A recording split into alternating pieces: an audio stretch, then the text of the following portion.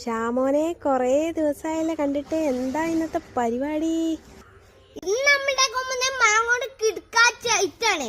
കച്ചോട്ട് ഇങ്ങനെ ഒരു വേറെ ഇട്ട് കൊടുക്കണം. വേറെ അടിപൊളിയായിട്ട് ഇട്ടിട്ടുണ്ട് ഗൈസ്. നമുക്ക് മുളക് പൊടി ഉപ്പിന് മിക്സ് ചെയ്ത് കൊടുക്കാം.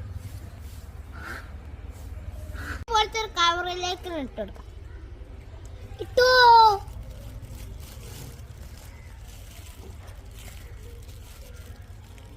നമുക്ക് ഒരു കവറും പാടി ഇട്ട് കൊടുക്കാം. നമുക്ക് അടിച്ചൊന്ന് പറക്കാം.